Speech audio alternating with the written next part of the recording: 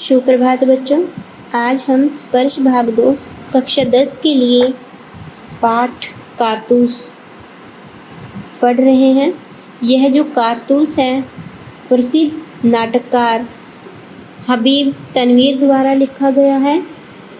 नाटक कारतूस में नाटककार ने ऐसे जांबाज के कारनामों का वर्णन किया है और यह जो जांबाज है वजीर अली होता है, जिसका एकमात्र लक्ष्य अंग्रेज़ों को देश से बाहर खदेड़ना था।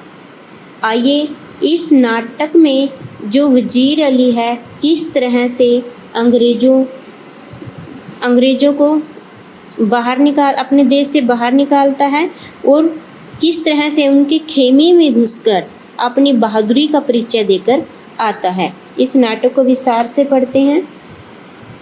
इसमें पात्र कर्नल है, लेफ्टिनेंट है, सिपाही और सवार।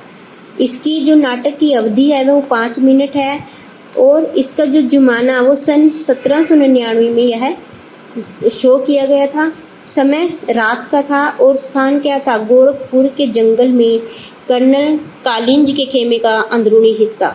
2 अंग्रेज बैठे बातें कर रहे हैं। कर्नल कालिंग और एक लेफ्टिनेंट खेमे के बाहर है। चांदनी छिटकी हुई है, अंदर लैंप जल रहा है। कर्नल: जंगल की जिंदगी बड़ी खतरनाक होती है। लेफ्टिनेंट: हफ्तों हो गई यहाँ खेमा डाले हुए, सिपाही भी तंग आ गए हैं। ये वजीर अली आदमी है या भूत, हाथ ही नहीं लगता। कर्नल: उसके अफसाने सुन के रॉबिन हुड के कारनामे भी याद आ जाते हैं। अंग्रेजों के खिलाफ उसके दिल में किस कदर नफरत है। कोई 5 महीने हुकूमत की होगी, मगर इस 5 महीने में वो अवध के दरबार को अंग्रेजी असर से बिल्कुल पाक कर देने में तकरीबन कामयाब हो गया था। कर्नल कालिंज: ये सादत अली कौन है? कर्नल ने कहता है आसिफ दौला का भाई है, वजीर अली का और उसका दुश्मन। असल में नवाब आसिफ दौला के यहाँ लड़के की कोई उम्मीद नहीं थी। वजीर अली की पैदाइश को सादत अली ने अपनी मौत ख्याल किया। लेफ्टिनेंट: मगर सादत अली को अवध के तख्त पर बिठाने में क्या मसलहत थी? कर्नल कहता है सादत अली हमारा दोस्त है और हमारी बहुत ऐश पसंद आदमी है, इसलिए हमें अपनी आधी मुमलिकत होता है जायदाद या दौलत उन्हें दे दी और 10 लाख रुपए नगद भी। अब वो भी मजे करता है और हम भी। लेफ्टिनेंट: सुना है ये वजीर अली अफगानिस्तान के बादशाह जमा को हिंदुस्तान पर हमला करने की दावत दे रहा है। कर्नल: अफगानिस्तान को हमले की दावत सबसे पहले असल में टीपू सुल्तान ने दी, फिर वजीर अली ने भी उसे दिल्ली बुलाया और फिर शमशुद्दौला ने भी। लेफ्टिनेंट: कौन शमशुद्दौला? कर्नल: नवाब बंगाल का निस्बती रिश्ते में भाई है, बहुत ही खतरनाक आदमी है। लेफ्टिनेंट: इसका तो मतलब ये हुआ कि कंपनी के खिलाफ सारे हिंदुस्तान में एक लहर दौड़ गई है। कर्नल: जी हाँ, और अगर ये कामयाब हो गई तो बक्सर और प्लासी के कारनामे धरे रह जाएंगे और कंपनी जो कुछ लॉर्ड क्लाइव के हाथों हासिल कर चुकी है, लॉर्ड वेल्जली के हाथों सब खो बैठेगी। लेफ्टिनेंट: वजीर अली की आज़ादी बहुत खतरनाक है, हमें किसी न किसी तरह इस शख्स को गिरफ्तार कर लेना चाहिए। कर्नल: पूरी एक फौज लिए उसका पीछा कर रहा हूँ और बरसों से वो हमारी आंखों में धूल झोंक रहा है। आंखों में धूल झोंकना, धोखा देना, और इन्हीं जंगलों में फिर रहा है और हाथ नहीं आता। उसके साथ चंद जांबाज हैं, मुट्ठी भर आदमी, मगर ये दम खम है। लेफ्टिनेंट: सुना है वजीर अली जाति तौर से भी बहुत बहादुर आदमी है। कर्नल: बहादुर न होता तो यूँ कंपनी के वकील को कत्ल कर देता। लेफ्टिनेंट: ये कत्ल का क्या हिस्सा हुआ था? कर्नल: किस्सा क्या हुआ था? उसको उसके पद से हटाने के बाद हमने वजीर अली को बनारस पहुंचा दिया और 3 लाख रुपया सालाना वजीफा मुकर्रर कर दिया। कुछ महीने बाद गवर्नर जनरल ने उन्हें कलकत्ता तलब किया। वजीर अली कंपनी के वकील के पास गया जो बनारस में रहता था। उसने शिकायत की कि गवर्नर जनरल उसे कलकत्ता में क्यों तलब करता है। वकील ने शिकायत की कि परवाह नहीं की, उल्टा उसे बुरा भला सुना दिया। वजीर अली के तो दिन में यूं भी अंग्रेजों के खिलाफ नफरत कूट कूट कर भरी है। उसने खंजर से वकील का काम तमाम कर दिया। लेफ्टिनेंट: और भाग गया। कर्नल अपने जनिसारों समेत आजमगढ़ की तरफ भाग गया। आजमगढ़ के हुक्मर्रा ने उन लोगों को अपनी हिफाजत में घाघरा तक पहुंचा दिया। अब ये कारवां इन जंगलों में कई साल तक भटक रहा है।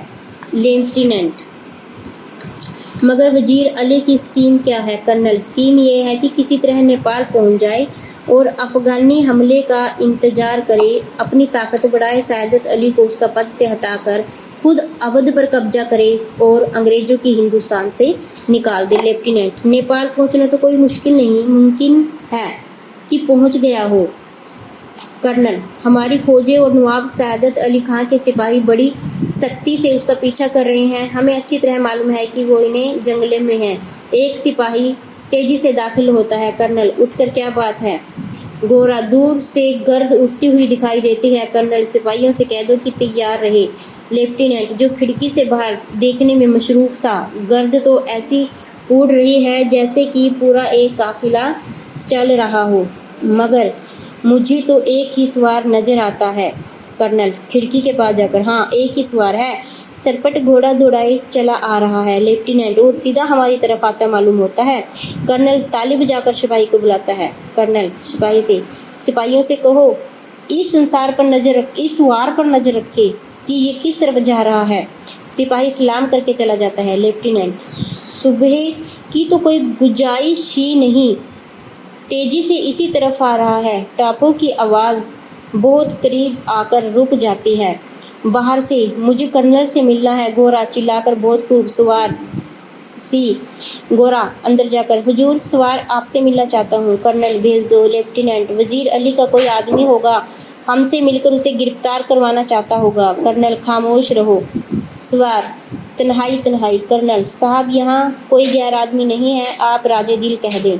सवार, दीवार, हमगोश, दराज, तन्हाई।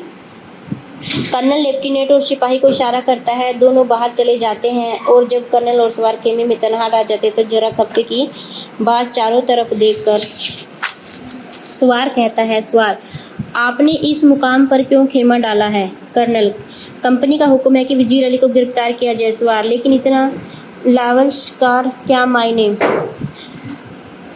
कर्नल, गिरफ्तारी में मदद करने के लिए। सवार, वजीर अली की गिरफ्तारी बहुत मुश्किल है साहब। कर्नल ने कहा, क्यों? सवार, वो एक जाबाज सिपाही है। कर्नल, मैंने यह भी सुन रखा है, आप क्या चाहते हैं? सवार, चंद कारतूस। कर्नल ने कहा, किस लिए? सवार, वजीर अली को गिरफ्तार करने के लिए। कर्नल, ये लो 10 कारतूस।